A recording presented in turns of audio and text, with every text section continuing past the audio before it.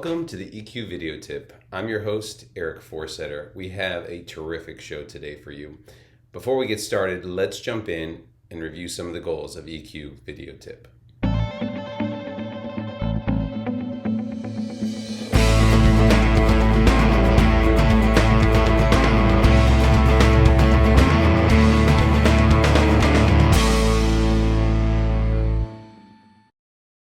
Welcome back. Today's episode, we're going to learn and be curious. And we're all here to learn and be curious. So think about this. We're going to relearn the art of asking a question. And that comes to us from Tom Pullman and Neethi Mary Thomas, who wrote a great article about this. And proper questioning, according to them, has become a lost art. Think about this. When you were younger, you used to ask a lot of questions like why or why not or why can't I have this? Might sound familiar, but as we grow older, we start forgetting about asking questions, and instead we rush to answers. And why do we rush to answers? Well, we rush to answers because we've got recognition for answering, or a reward for answering a question very quickly. Where did this happen? Well, it happened later on in high school or maybe in college. And now in the working world, people reward and incentivize people who come up with a great answer right away. And sometimes when you question conventional wisdom, it leads you to being isolated or sidelined, or you're considered a threat. So because where there's these expectations to get it done soon or get it done now, which we all know everybody wants it yesterday, we tend to jump to conclusions instead of asking more questions to give us the right answer. And it's an unfortunate side effect of not asking a question is poor decision making. That's why it's imperative that we slow down. We take a second, we ask a question, and better questions for that matter, and at best we'll arrive at better conclusions, and at worst we'll avoid a lot of rework later on. So what we need to realize is that a lot of professionals today don't know how to ask the right questions. So we're going to relearn the art of asking questions, and the right kind of them, based on the problem you're trying to solve. And in some cases, you want to expand your view of the problem rather than keeping it narrowly focused. So let's jump in. We've got 4 great techniques today, and we'll go through how to relearn the art of asking the question.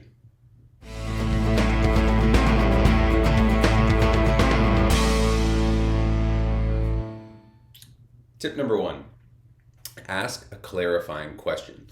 It helps us better understand what has been said. And in many conversations, people speak past one another. I know I'm guilty of that a lot of times. So asking a clarifying question helps uncover the real intent behind what is said. These help us understand each other better and lead us towards relevant follow-up questions. For example, you can say, "Can you tell me more?" or "Why do you say so?" Both fall into the category of a clarifying question. People often don't ask these questions because they tend to make assumptions and complete any of the missing parts themselves. So before you jump into an answer, ask a clarifying question.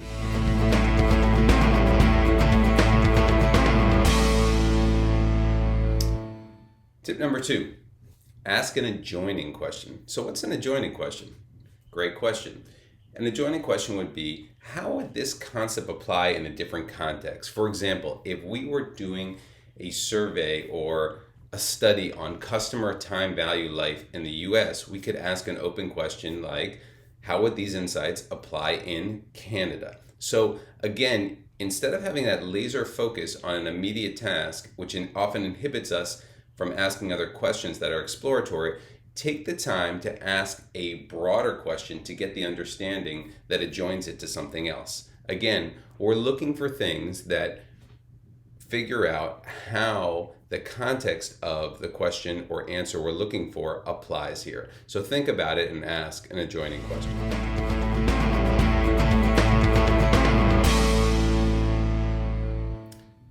Tip number 3, use funneling questions to dive deep.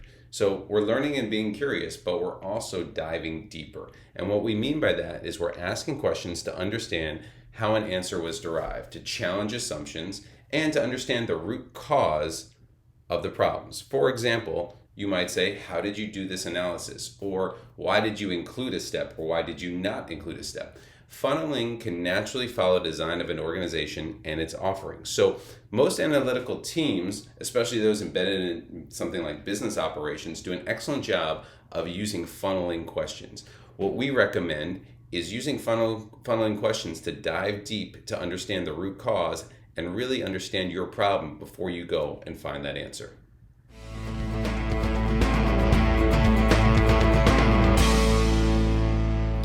Our last tip: ask an elevating question to raise a broader issue and highlight the bigger picture out there. This helps you zoom out as opposed to our last one, which we're zooming in. And being too immersed in an immediate problem makes it hard to see the overall context behind it. You probably heard "see the forest through the trees." So take a step back and ask yourself, what are the larger issues here? And are we even addressing the right question for this problem? For example, if we're talking about decreasing customer satisfaction, it could turn into a larger or broader conversation about corporate strategy with an elevating question like, instead of talking about these issues separately, what are the larger trends we're seeing and should we be concerned about them? How do they all tie together? The question takes us to a higher playing field where we can better see the connections between individual problems to the larger context of the business. So again, we do want to dive deep, but at some point we also are going to elevate the questions to make sure we're seeing the whole context of what's going on in regards to our business problem.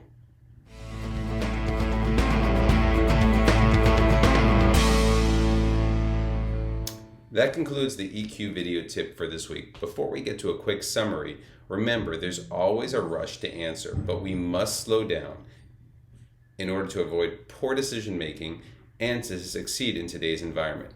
Because asking questions requires a certain amount of vulnerability, and the corporate culture must shift to promote this behavior. Luckily, we have a learn and be curious attitude here. But again, leaders should encourage people to ask more questions based on the goals they're trying to achieve instead of having them rush to answers. When we do that, we'll make the right decisions and people will start asking the right questions all the time. So here's a quick review of what we talked about this week.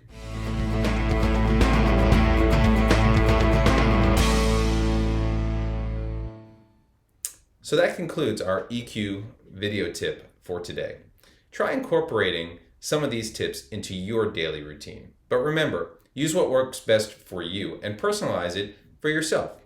Thank you always to our great research team for providing us with some great tips today.